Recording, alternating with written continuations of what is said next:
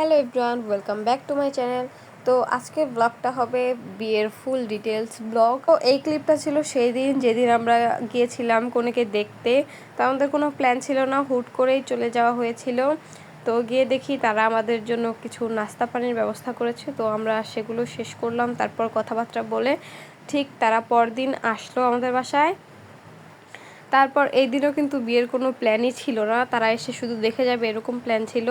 তারপর কথাবার্তা বলে তারা সব কিছু কাবিন এই টাইমেই করে ফেলে এবং আমরা সব কিছু বিয়ের জন্য প্ল্যান করে ফেলি এবং কিছুক্ষণের মধ্যেই বিয়ের সব শপিং করা হয়। যেহেতু এই হুটহাট করে বিয়ে, তাই সব কিছু আসলে প্ল্যান করে হয়নি। কি মানে যেগুলো না কিনলেই হয় না, এরকম কিছু কিছু জিনিস কেনা হয়েছে। আর আমরা ঘর সাজানোর জন্য ফুলও নিয়ে নিয়েছিলাম এবং সাথে মেয়ের জন্য কসমেটিক্স আরও সাথে অনেক কিছু।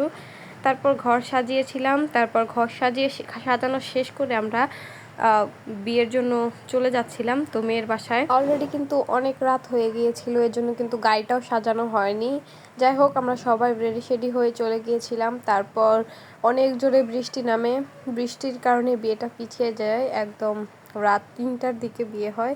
যাই হোক, বিয়ের সব নিয়মকানুন এগুলো সব কমপ্লিট করে তারপর আমরা বাড়িতে চলে আসি ঠিক 3:30টার পর।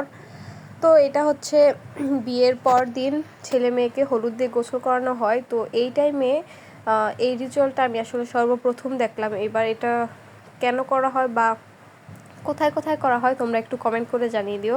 মেহেন্দি নাকি গাছ থেকে তুলতে হলে গাছকে বরণ করে তারপর গাছ থেকে মেহেদি পাতা তুলে তারপর ছেলে মেয়েকে মেহেদি দিতে হবে।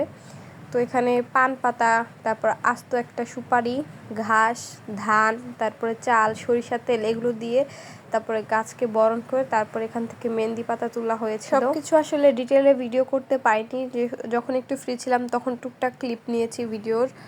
আর এই ভিডিওটা করার একটাই উদ্দেশ্য, সেটা হচ্ছে আমি ভিডিওটা রেখে দিতে চাই যাতে অনেক বছর পার হয়ে গেলেও ভিডিওটা দেখতে পারি, মানে স্মৃতি হিসেবে রেখে দিতে চাচ্ছি আর কি। যাই হোক, এটা হচ্ছে তার কিছুদিন পর, মানে 2 দিন পর মেবি, হ্যাঁ। তো এদিন হচ্ছে আমরা মেয়েদের বাসায় গিয়েছিলাম, মানে কি বলে ফিরানি অনুষ্ঠান, আই ডোন্ট নো। যাই হোক, আমরা রেডি শেডি হয়ে সোজা চলে গিয়েছিলাম এবং যার পরে খাবার টেবিলে বসে পড়েছি। আর এই দেখো টেবিল, যেহেতু ছোটোখাটো আয়োজন, এর থেকে বেশি কিছু এক্সপেক্ট করাও যায় না। তারপর রাইস চলে আসলো, তারপর রোস্ট, তারপর গরুর মাংস, সব কিছু দিয়ে খুব সুন্দরভাবে খাওয়াটা কমপ্লিট করলাম।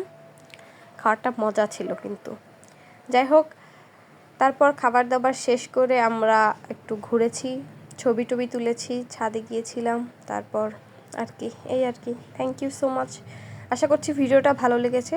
যদি ভালো লেগে থাকে আমার চ্যানেলটা প্লিজ সাবস্ক্রাইব করো। ধন্যবাদ সবাইকে। আল্লাহ হাফেজ।